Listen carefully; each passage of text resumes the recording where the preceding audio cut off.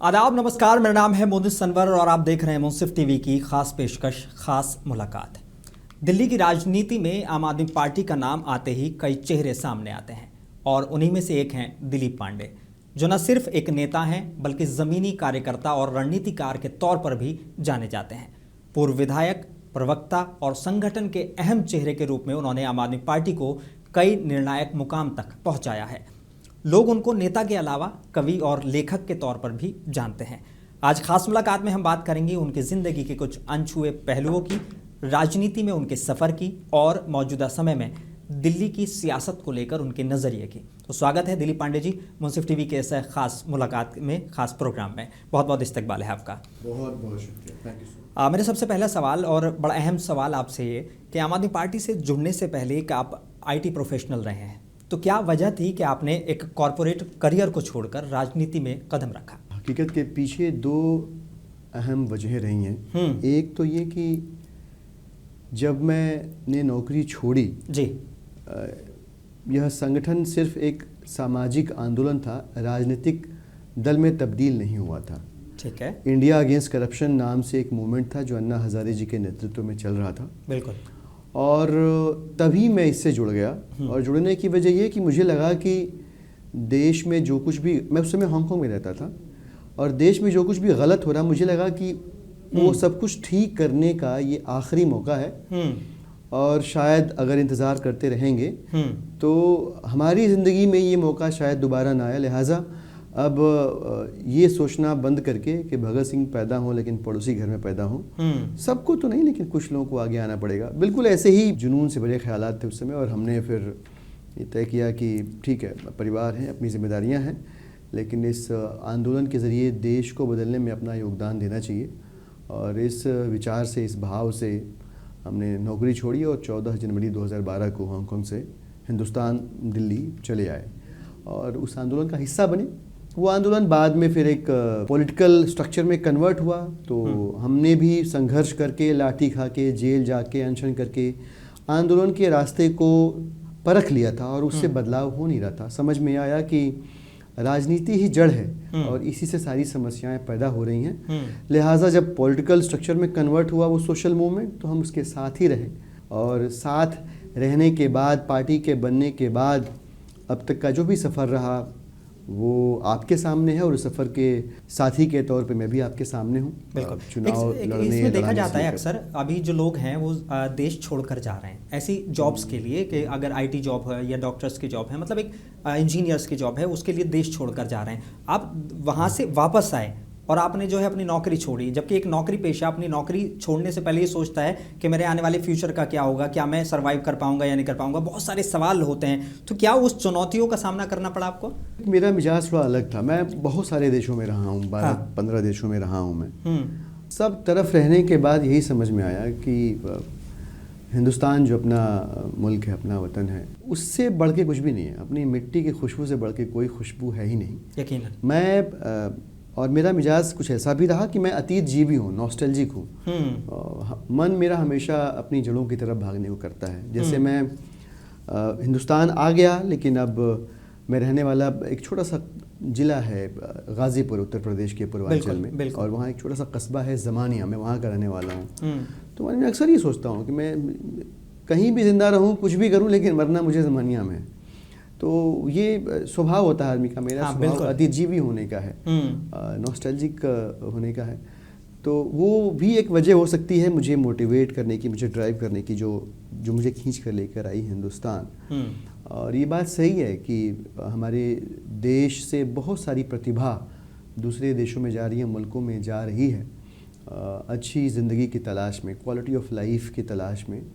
और I don't blame them, because as a country we need to do a lot to stop that brain drain.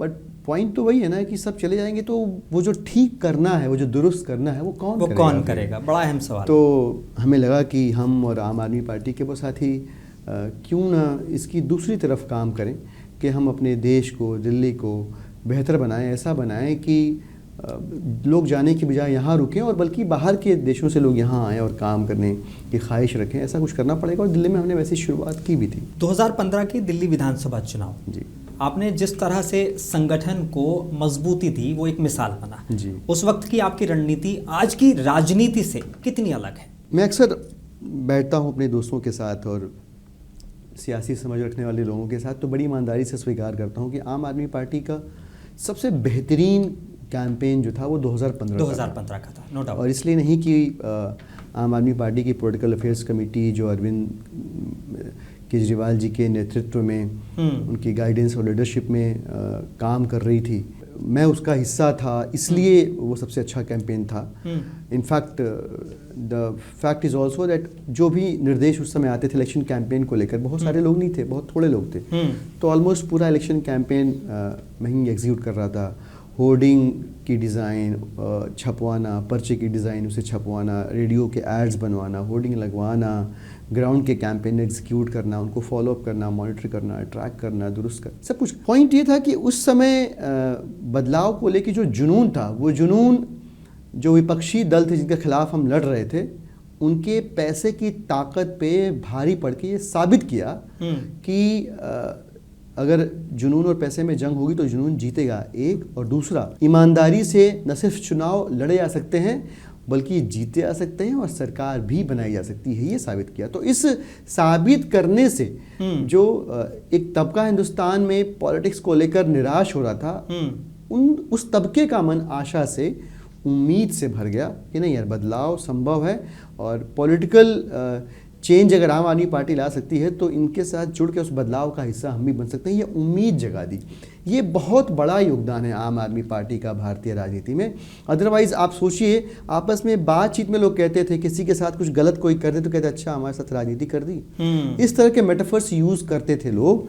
लेकिन जब बदलाव आम आदमी party ने लाना शुरू किया गवर्नेंस के जरिए और अलग किस्म की सियासत के जरिए, तो लोगों का यकीन और पुख्ता हुआ कि नहीं यार ठीक किस्म। लेकिन दिलीप पांडे का, आम आदमी पार्टी का ये जो जुनून था, जिस जुनून के बारे में आप जिक्र कर रहे हैं, तो क्या ये 2024-25 आते आते कम रह गया? क्योंकि आपने कहा कि वो जो पार्टी थी जिसके खिलाफ आप लड़ रहे थे, उसके पैसे की ताकत से कहीं ज़्यादा आपका जुनून था और वो जुनून पे आपको यकीन था कि आप जिता देंगे। तो 2024-25 आते आते उस जुनून में क्या कमी आई? क्योंकि अभी भी वही सेम था। इस बार आपके पास सामने एक सत्ताधारी पार्टी थी जिसकी केंद्र में सरकार है, तो क्या वो जुनून उस चीज़ों के सामने हार गया? क्योंकि कई सारी कंट्रोवर्सीज ने इस दौरान आम आदमी पार्टी को तोड़ दिया था। जी, आप इस बात को समझिए कि अभिमन्यु को चक्रव्यूह में फंसा के पराजित तो कर लिया कौरवों ने, लेकिन महाभारत जीत नहीं पाए। तो जो बदलाव का सफ़र है वो छोटा सफ़र नहीं है। और जितने वर्षों से भ्रष्टाचार और तमाम मजहबी उन्माद से ये देश परेशान रहा है, इस देश के डेमोक्रेटिक फैब्रिक को डिस्टॉर्ट करने की जो कोशिश की गई है, जिसका असर बहुत लंबा है, उसको ठीक करने की यात्रा भी बहुत लंबी है। तो एक कोई छोटी लड़ाई हारने का मतलब कि कोई बड़ा युद्ध हम हार रहे हैं, हौसला खो रहे हैं, उम्मीद खो रहे हैं, ऐसा बिल्कुल भी नहीं है। बल्कि इसको ऐसे देखा जाना चाहिए कि अगर हम हारे हैं तो एक छोटी सी कहावत है जो कोस्टल एरियाज़ में बड़ी पॉपुलर है कि जब तूफान आता है और मछुआरे जा नहीं पाते हैं समंदर में मछली पकड़ने के लिए, तो उस वक्त वो वक्त ज़ाया करने की बजाय अपने जाल को दुरुस्त करते हैं, ठीक करते हैं कि जब वक्त सही आएगा तो उस जाल का इस्तेमाल करेंगे और मछलियाँ पकड़ेंगे। हम भी बिल्कुल उसी तरीके से काम कर रहे हैं, उसी अप्रोच से काम कर रहे हैं। कोई एक डिफीट, कोई एक लड़खड़ाहट आम आदमी पार्टी के हौसले पस्त नहीं कर सकती। ये तो जुनूनी लोगों का मजमा है आम आदमी पार्टी में, जो सर पे कफन बांध के निकले हुए हैं इस उम्मीद और हौसले के साथ कि इस देश को बदल के, यानी कि वो जुनून आज भी है, इसमें कोई शक नहीं है। इसमें कोई शक हो, तो 10 कोई साल किसी को शक हो तो मैं स्पष्ट कर दूं, ऐसा एक बार नहीं हुआ, कई बार हुआ। आम आदमी पार्टी का मसीहा कई बार लोगों ने लिखा और पढ़ा, लेकिन आम आदमी पार्टी खत्म नहीं हुई। लेकिन 10 साल तक होगी, 10 साल से ज्यादा वक्त दिल्ली की सत्ता में रहने के बाद जब आम आदमी पार्टी विपक्ष में है आज, तो जनता के फैसले को आप किस नज़र से देखते हैं? आपको क्या लगता है कि इस बार के चुनाव में कहाँ कमी रह गई? देखिए, ये फैसला तो अब स्पष्ट हो चुका है कि ये जनता का नहीं था। भारतीय जनता पार्टी और भारतीय जनता पार्टी के अधीन जो तंत्र है, चाहे वो स्थानीय प्रशासन का तंत्र हो, चाहे वो लॉ एंड ऑर्डर का तंत्र हो, चाहे चुनाव आयोग का तंत्र हो, ये सारे तंत्र जिनके ऊपर लोक होना चाहिए था, वो लोक नहीं काबिज हो पाया। और ये तंत्र भारतीय जनता पार्टी के हक के लिए उनके फेवर में काम करने लगा। और तब ये जो परिणाम हासिल किया भारतीय जनता पार्टी ने वो हासिल हुआ। वोट की चोरी कैसे भारतीय जनता पार्टी ने करी है ये दुनिया के सामने है, कैसे वोटर लिस्ट के साथ खिलवाड़ किया जा रहा है, जबकि साफ सफाई के नाम पर इलेक्शन कमीशन की तरफ से लीपापोती ही सामने आ रही है, ये भी दुनिया देख चुकी है। और सबसे पहले इसका खुलासा हमने नई दिल्ली के कंटेक्स्ट में किया था, जो कई सारे पत्रकारों ने अपने पॉडकास्ट और टॉक्स में और क्लैरिफिकेशन के साथ प्रस्तुत कर दिया है। तो ऐसा करके भारतीय जनता पार्टी चुनाव जीत गई और इसको ये बताने की कोशिश कर रही है कि ये जनादेश है। जनादेश तो नहीं है, बहरहाल जैसा भी आदेश है आम आदमी पार्टी ने उस आदेश का सम्मान किया। और अब जबकि हम विपक्ष में हैं, भारतीय जनता पार्टी को इंच इंच पे, कदम कदम पे हम जवाबदेही उनकी तय कर रहे हैं। एक रचनात्मक विपक्ष की भूमिका बखूबी अदा कर रहे हैं। उनके वायदे उनको याद दिला दे रहे हैं, जहां अपने वायदों से पलट रहे हैं वहां उनसे हम तीखे कड़वे सवाल पूछ रहे हैं, जनता उनसे सवाल पूछ रही है। तो एक कंस्ट्रक्टिव अपोजिशन यही करता है। और आम आदमी पार्टी पक्ष में रह के भी अच्छा काम किया और विपक्ष में जब आम आदमी पार्टी आई है तब भी बहुत कंस्ट्रक्टिव भूमिका निभाकर यह इंश्योर कर रही है कि भारतीय जनता पार्टी अपने वायदों से मुकर न सके। लेकिन बड़ा सवाल यहाँ पर, कुछ लोग बड़ी दबी जबान में ये सारी चीज़ें कह रहे हैं कि अरविंद केजरीवाल खामोश हैं। जिस तेवर के लिए उनको जाना जाता था, जिस क्लेवर के लिए उनको जाना जाता था, वो अब खामोश हो गए हैं। तो क्या वेट एंड वॉच की पॉलिसी है या कुछ और इसके पीछे की कहानी है? नहीं, कोई वेट एंड वॉच की पॉलिसी नहीं है। मैंने आपको बताया ना कि वो मछुआरे वाली जो कहानी सुनाई जी, तो अभी जाल बुना जा रहा है तो मछली भले न पकड़ पाए, अपना जाल दुरुस्त करेंगे और हम बिल्कुल वही काम कर रहे हैं। तो क्या ये जाल गुजरात के लिए है, क्या ये जाल बिहार के लिए है? ये इस जाल को आप समझिए कि जिन प्रदेशों का आपने जिक्र किया जी, ये वहाँ की जनता के मन के भाव हैं। ये जाल, हम उस जाल को दुरुस्त करने की कोशिश कर रहे हैं। पंजाब में भी कर रहे हैं, गुजरात में भी कर रहे हैं, गोवा में भी कर रहे हैं, जम्मू कश्मीर में भी कर रहे हैं, उत्तर प्रदेश में भी कर रहे हैं। और इस जाल के ज़रिए, ये जो जन भावनाओं का जाल है, इसके ज़रिए भारतीय जनता पार्टी को हम न सिर्फ पकड़ेंगे, जवाबदेह ठहराएंगे, बल्कि उनको हम एक्सपोज भी करेंगे। जिस किस्म की चोरियां, जिस किस्म की जिस तरीके से वो डेमोक्रेसी को हाईजैक करने की कोशिश कर रहे हैं, ये सब कुछ एक्सपोज करेंगे। और आप देखिएगा आने वाले दिनों में भारतीय जनता पार्टी एक्सपोज, न सिर्फ एक्सपोज होगी बल्कि जनता के हाथों करारा तमाचा भी पाएगी। रेखा गुप्ता सरकार ने यमुना सफाई को लेकर कई वादे किए हैं, लेकिन ज़मीनी हकीकत में क्या वाकई कुछ बदला है?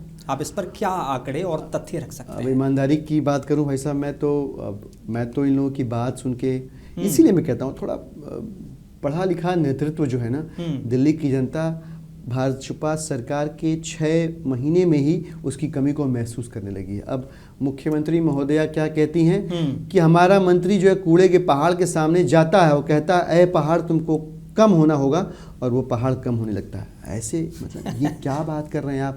यमुना की सफाई पे उनकी अभी एक बाइट आई, वो सुन के मैं अपनी हंसी नहीं रोक पा रहा था। कह रही हैं कि हमने इतना अच्छा कर दिया है यमुना के पानी को कि अब वहाँ मच्छर पनप, एक्वाटिक लाइफ को प्रिजर्व करना और वहाँ पे जल जमाव में मच्छर की ब्रीडिंग करना, और फिर इसके बाद अब मैं उनको दोष नहीं देता, वो तो एमसीडी में रही हैं और उनको खाली इतना ही पता है कि मच्छर जो है डेंगू वाला साफ पानी में होता है, तो मच्छर पनप रहा है तो साफ पानी। ये किस तरह के तर्क, किस तरह की बातें दिल्ली की जनता को सुनने को मिल रही हैं, वो आप और हमारे सामने है। ये कुछ करने वाले लोग नहीं हैं।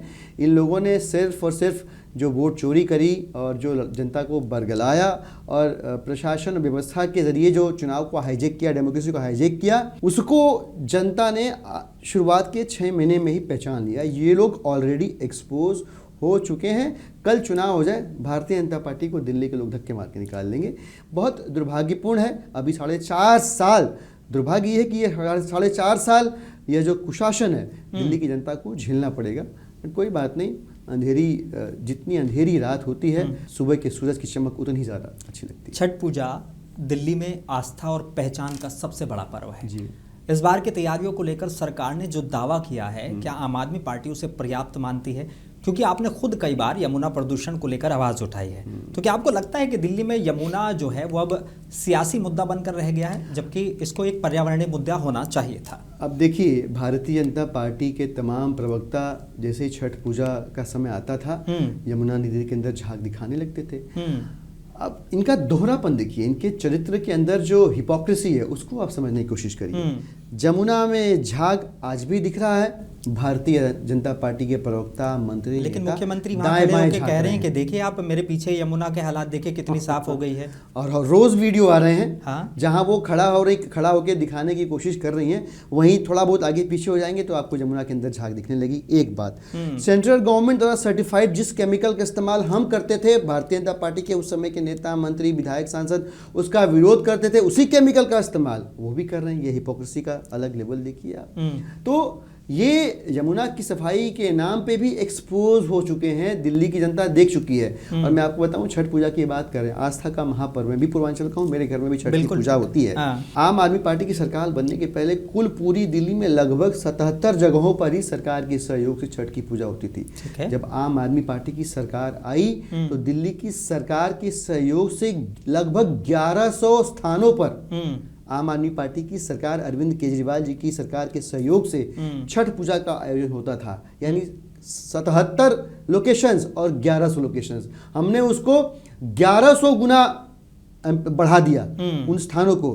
अब बताएं इन्होंने कितने गुना बढ़ाया है, किस तरह का सहयोग कर रहे हैं। लेकिन क्या आपको कभी महसूस नहीं हुआ कि जैसे गुजरात में रिवर फ्रंट है, उत्तर प्रदेश में रिवर फ्रंट है, तो यमुना के लिए भी एक रिवर फ्रंट होना चाहिए था, ताकि लोग जाते वहां पे कम से कम, चाहे घूमने के लिए जाते चाहे आस्था के लिए जाते, लेकिन वहां पर कुछ तो होता।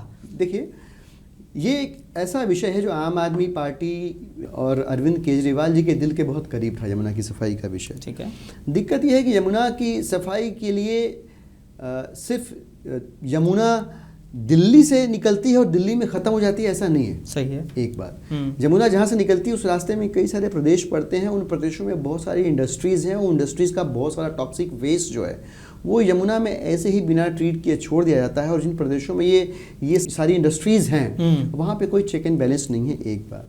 दूसरी बात, इसके बावजूद हमने कहा था पिछली सरकार में कि इसको ठीक करके दिखाएंगे, लेकिन पिछली सरकार में आम आदमी पार्टी के सभी टॉप के नेताओं, मंत्रियों को भारतीय जनता पार्टी ने फर्जी आरोपों में जेल की सलाखों के पीछे कर दिया। लगभग 3 साल जयंत साहब जेल में रहे, अरविंद केजरीवाल जी जेल में रहे, 2 साल मनीष सिसोदिया जी जेल में रहे, इसके बाद हमारे संजय, इन तमाम नेताओं को जेल में बंद करके पूरी दिल्ली के काम को ठप किया। अरविंद जी बाहर निकल के आए, कामों को तेजी से शुरू करवाया, लेकिन अरविंद केजरीवाल जी ने साफ साफ कहा कि यमुना वाला काम जो है ना, कोई लिपापोती नहीं की, जनता के सामने आए और साफ साफ कहा कि भाई 2 काम छूट गए हैं, एक पीने का साफ पानी घर घर पहुंचाना और दूसरा यमुना की सफाई वाला, क्योंकि हम सबको जेल में डाल दिया, ये काम थोड़ा छूट गया है, इस बार का जनादेश देना अगली सरकार में, इसके बावजूद हम इस काम को करके दिखाएंगे। तो ये तो जो साजिश रही भारतीय जनता पार्टी की, उसकी वजह से सारी चीज़ें हुई।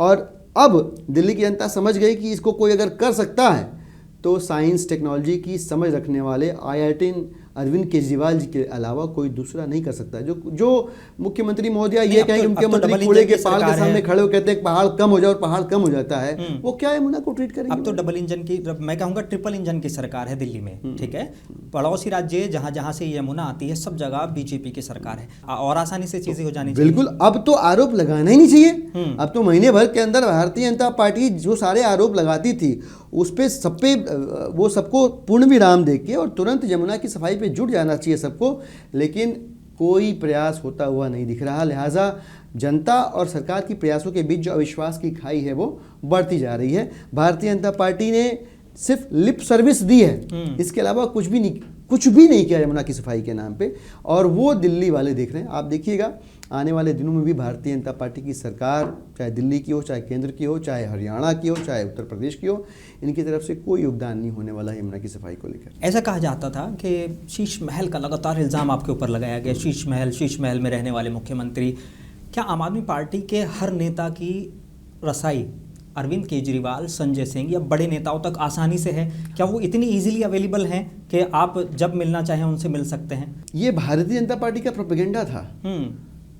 किसी मुख्यमंत्री का, प्रधानमंत्री का, राष्ट्रपति का, उपराष्ट्रपति का सरकारी निवास उसका व्यक्तिगत निवास नहीं होता। सही है। अब जो भारतीय जनता पार्टी वाले आम आदमी पार्टी के मंत्रियों के मकानों पर सवाल उठाते थे, अब जाके देखिए उनके मकानों में क्या खर्चे हो रहे हैं। अभी तो कल ही मैंने देखा, मतलब 50-50 हज़ार रुपए के एयर प्यूरीफायर अपने ऑफिसेज के लिए आ रहे हैं और दिल्ली की जनता जो है गैस भरे वातावरण में सांस ले रही है। इस तरह के दोयम दर्जे के लोग हैं जो अपनी फिक्र कर रहे हैं लेकिन दिल्ली की जनता को ठेंगा दिखा रहे हैं। तो ये एक अलग लेवल की हिपोक्रेसी थी जिसको भारतीय जनता पार्टी ने प्रोपेगेंडा के जरिए जनता में फैलाया। मुझे लगता है कि दिल्ली के अंदर कोई भी आदमी ऐसा नहीं है जिसको भारतीय जनता पार्टी का प्रोपेगेंडा आप समझ में नहीं आया हो। आपकी छवि एक सधी हुई राजनीतिक रणनीति के रूप में रही है, तो क्या आम आदमी पार्टी आने वाली विधानसभा चुनाव उत्तर प्रदेश 2027 और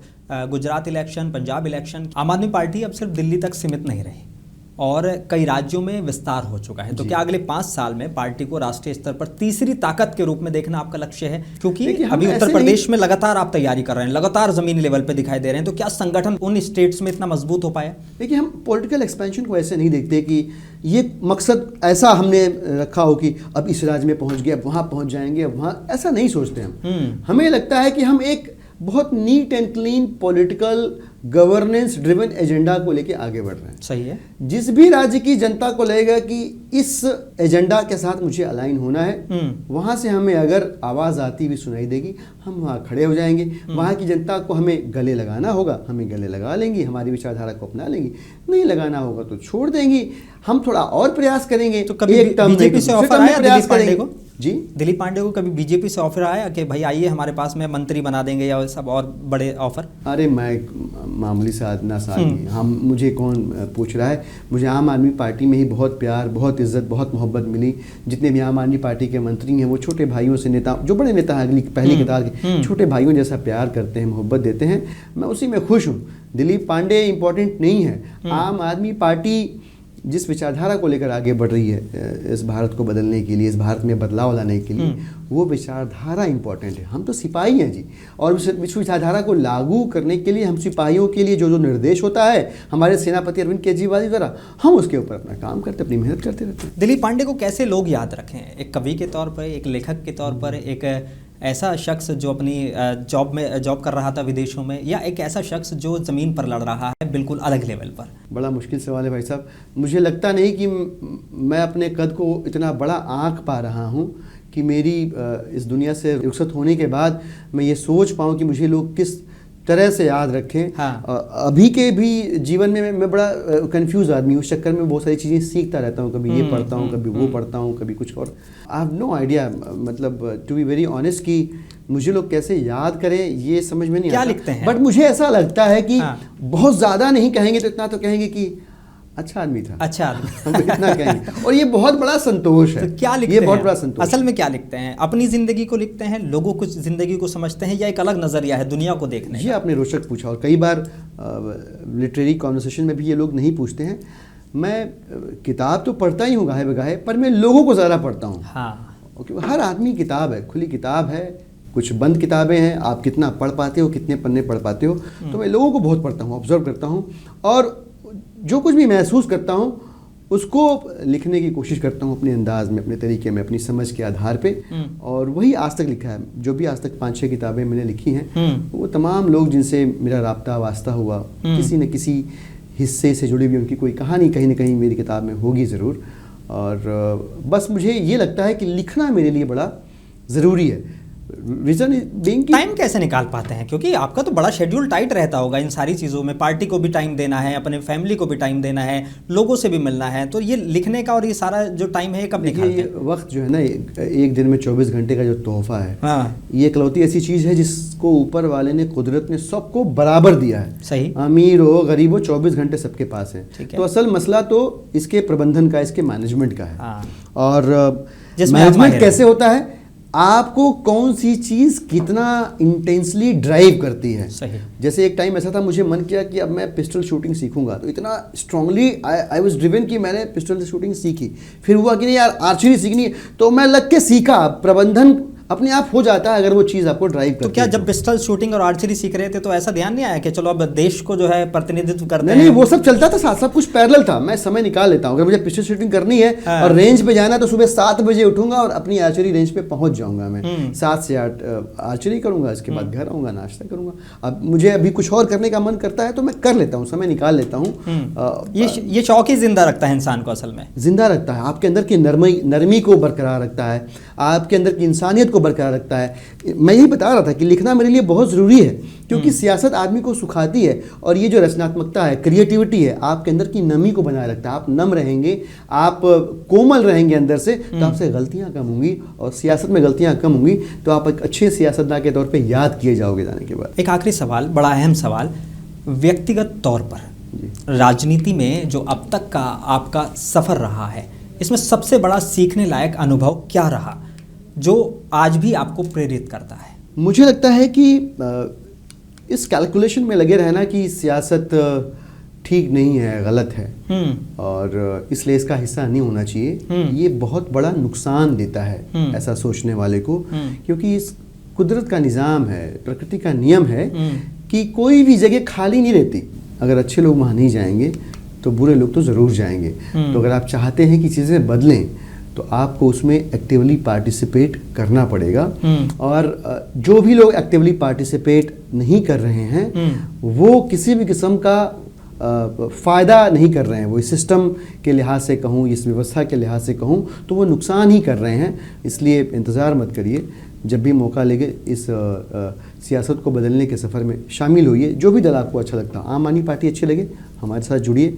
पार्टी, डंडा, झंडा, बैनर, ये सब कुछ बदलाव लाने के लिए है, न ला पाए तो ये सब कुछ बेकार है। बट आप बैठे मत रहिए, उदासीन मत रहिए। एक बड़ी अच्छी लाइन है जी जी कि जो तटस्थ है समय लिखेगा, उनके भी अपराध, ये दूसरी लाइन है।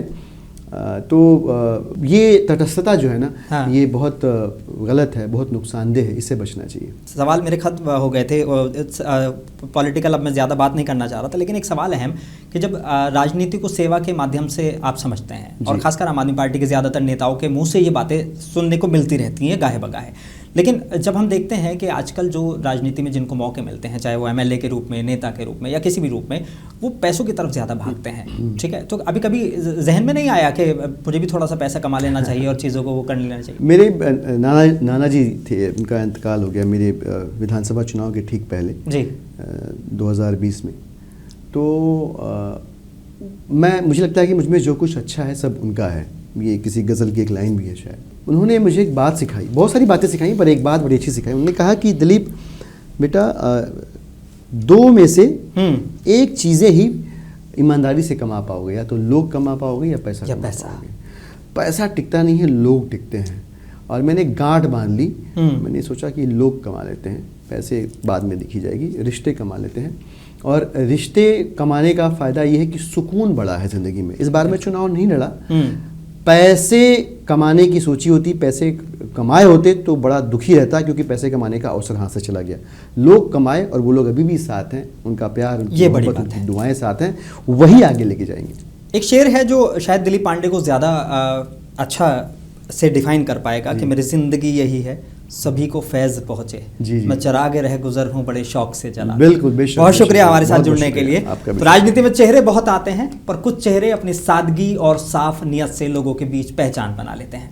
दिलीप पांडे जी ने दिल्ली की सड़कों से लेकर विधानसभा तक का जो सफ़र तय किया, वो सिर्फ एक राजनीतिक कहानी नहीं बल्कि सेवा और संघर्ष का उदाहरण भी है। मुंसिफ टीवी के इस खास मुलाकात में हमारे साथ जुड़ने के लिए दिलीप जी बहुत बहुत धन्यवाद। फिर मिलेंगे एक नई खास मुलाकात में, नए चेहरे और नई बातों के और नई सोच के साथ। आदाब।